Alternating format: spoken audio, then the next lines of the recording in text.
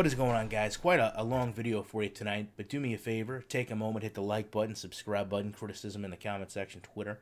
Shutdown Safety is my username. This is a video that I've wanted to do, but haven't wanted to do, if that makes any sense. Because, I used to be a big Connected Franchise guy. It used to be the only reason I bought the game. I loved Connected Franchise.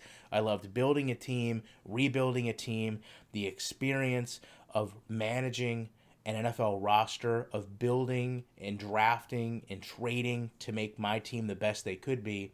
And I wasn't a big online player. I wasn't a big Ultimate Team guy. CFM is really the selling point to me of the title, and we've went through so many iterations of CFM, but the problem has always been the logic in the game is completely broken to the point where I think it's unplayable. And I know this is about a 20-minute video, but I promise if you stick through it, at the end of this, you should agree with me. And there's a couple main things that go wrong here. Number one, the franchise mode, when it's controlled by the computer, and that's all the other teams in the league if you're playing by yourself, cannot maintain a roster, cannot build a roster, does not know how to re-sign star players or adjust to star players leaving. You take a look at this roster here, we've got some decent players left after the first year. Andrew Luck, T.Y. Hilton, we've got kind of a decent base. I'm only shocked by how low the receivers' ratings are after you go into the second year. But to me, John White, any of the game changers, anybody that wants to watch this video and can seriously challenge me as to why this isn't flawed and wants to sit down and have a conversation and explain this logic to me, I would welcome it. And that's Smitty, that's Sim. I'll mention your guys' names. I don't care. If we're a community, let's have a community discussion. Let's take your videos. Let's use your examples. Let's not maybe use mine. Because this one, I don't know if there's any of you that could actually sit down and rationalize how this pans out to me. And again, that's the problem. This is, in my opinion, a quarter of Madden. When you take a look at offline gameplay, online gameplay, Madden Ultimate Team, franchise. Those are the big four things, are they not? So a quarter of this game right here is simulating, I think we're going to go through 2022, and someone's going to have to explain to me how this isn't ruined. So here we go. First thing we're going to take a look at here is the roster the Colts currently have. Can you explain to me why we need 6 halfbacks? Another team in the league that's held 6 halfbacks. Doesn't make a lot of sense to sign that many players. Now, it doesn't just stop there. We go forward a little bit. You're going to see that in addition to an extremely large number of halfbacks, we have an all right number of wide receivers. And I'm just kind of scrolling here to get an eye of other positions that maybe jump out. There's not a lot of depth on the line, I would notice. But obviously, the other thing when you play this game, you realize what we're going to come up to is going to be the cornerbacks, because there's an obscene amount of quarterbacks. And not only that, they're all very similar in how low they are in their average. This is, again, something I just really struggle with in terms of building a team. When you take a look at the team as a whole, they really haven't made that many improvements to it from the following year. They've kept a lot of the players that were there. They've kept that core, but they're not building. When they didn't re-sign my wide receivers, they didn't have anything else to go ahead and replace them with. Instead, they just went and got generic, run-of-the-mill wide receivers, the same with cornerbacks. So as we go through the draft here in the second year, those are important things to understand. Teams draft to their weaknesses. If you've got a team that doesn't have a lot of corners, they're going to aim high for a corner. Wide receivers are the same way. So you take a look at the roster the following year here. Okay, we've trimmed down the halfbacks. There's 4, which to me is acceptable. I'm not going to have any complaints about that. We still haven't got the fullback, which some teams don't use. We obviously haven't changed our chemistry. But here you can see, again, this logjam of mediocre receivers. When they didn't re-sign Moncrief, there was never an effort to go out and replace what he brought to the team. There was no star player brought in. That doesn't make a whole lot of sense to me. When you take a look at the current NFL shape of it, take a look at Brandon Marshall, for example, a guy that can go from team to team. This, to me, doesn't show a team willing to build around a quality offense. You've got Andrew Luck. He was a 90 overall, still one of the better wide receivers in the league. Why aren't we building an offense around him? You've got 4 mediocre running backs, and you've got a handful of wide receivers that really can't complement him properly. That to me doesn't make a lot of sense. And of course, when we go back over to the cornerbacks, I mean, how many defensive backs does one team absolutely need? And you still haven't seen, since Vontae Davis left, the ability to go out and get that star corner. They've continued to go with Quincy Wilson, who is an 80 overall, and then a number of 73 players. It just doesn't make a lot of sense, nor does this. I have no kicker at this point. So Vinatieri retired. The team did not go out to get another kicker. That, to me, doesn't make a lot of sense. They have a punter that they signed 2 years ago, but we're going to enter this season and we're not going to have any kickers on our team. Now, when you go over, we're going to take a look at the depth chart.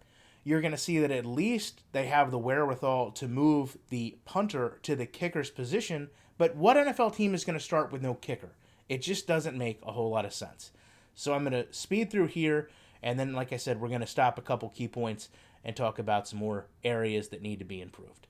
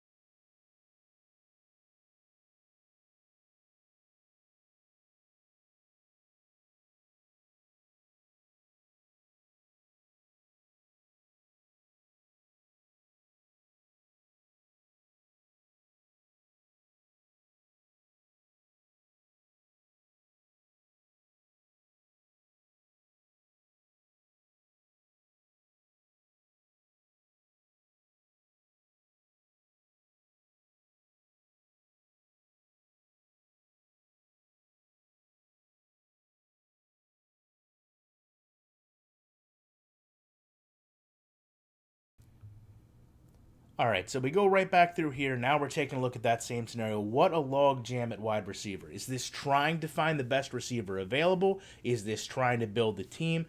Where is this logic to sign this number of wide receivers? In a similar situation, this is the worst the cornerback situation gets, but you've got this log jam. Why do we need a 59 overall wide receiver, or cornerback, on the team at all?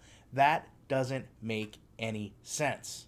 You can't get this many cornerbacks on the field no matter what rotation you're running. So the fact that they're continuing to sign cornerbacks doesn't have any logic to it. We don't have a backup strong safety.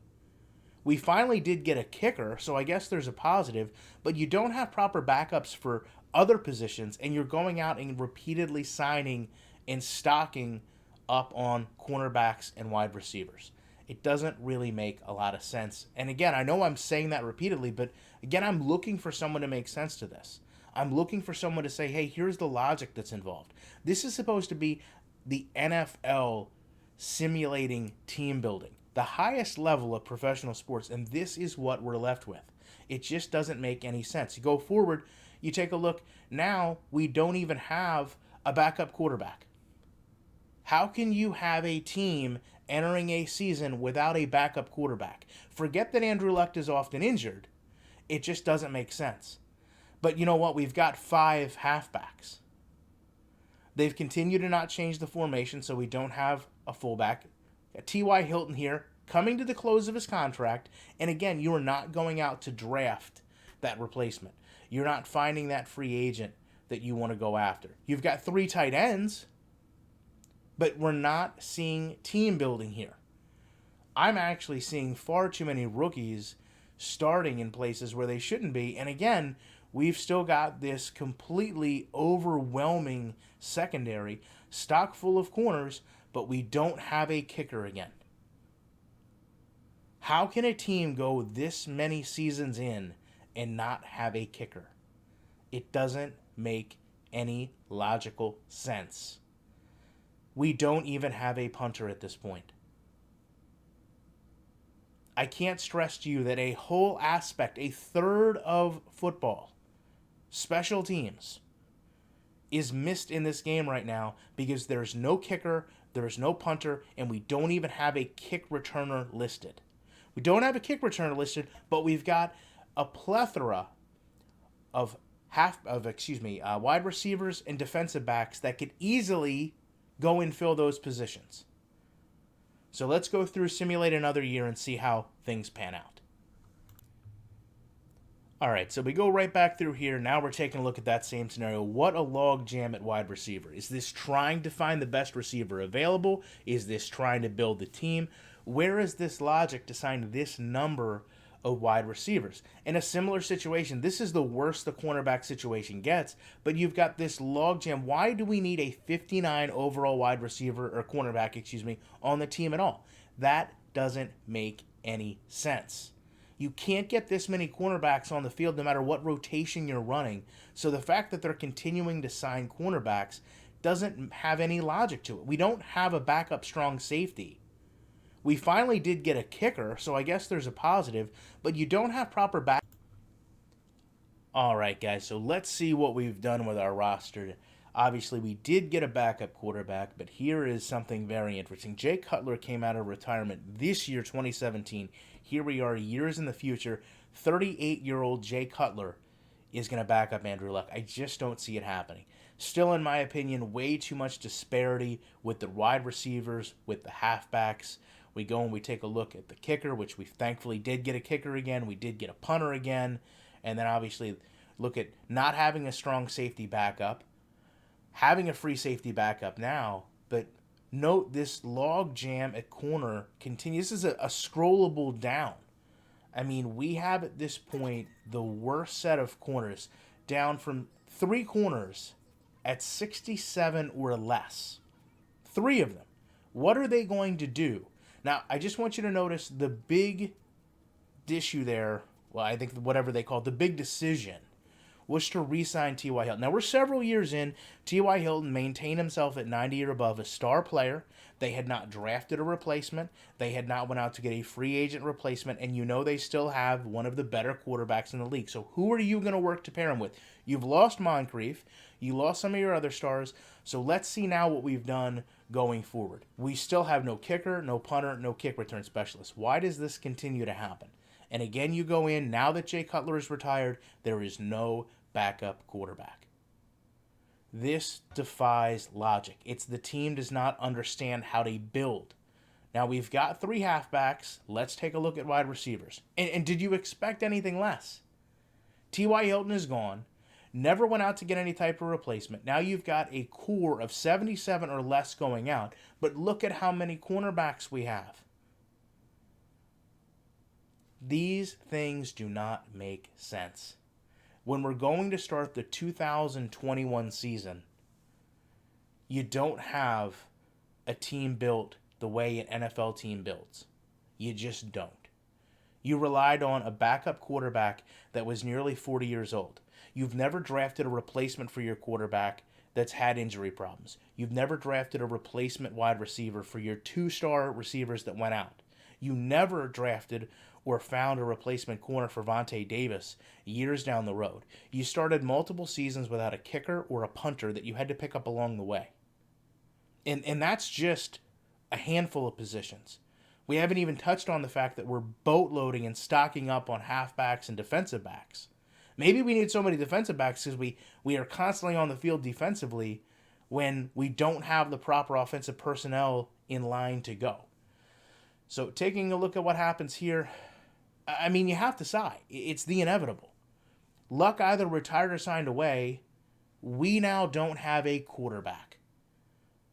What type of team management is this? You don't have a quarterback. You've got 3 halfbacks. You've got 3 wide receivers. It's like we went from one extreme to another. This is enough to field a whole offense at this point. 3 wide receivers. I guess we're not going to run anything out of 3 wide receiver sets. 3 cornerbacks. Where was the planning? 1 free safety. 1 strong safety. No kicker. And of course, you know what's going to happen next if you didn't even need to ask. No punter. No quarterback, no kicker, no punter.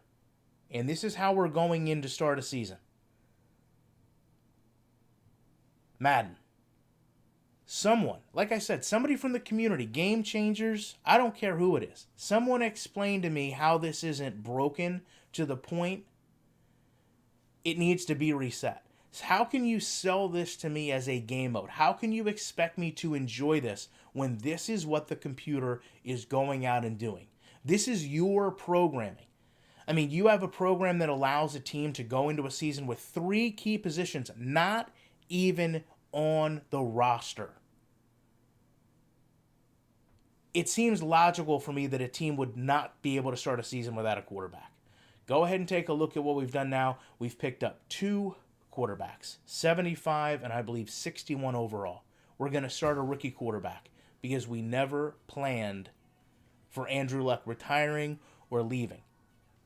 Teams do not do this. The Cleveland Browns, all jokes aside, do not do this. We have 4 wide receivers now, so we can run a 4 wide receiver set, but that's it.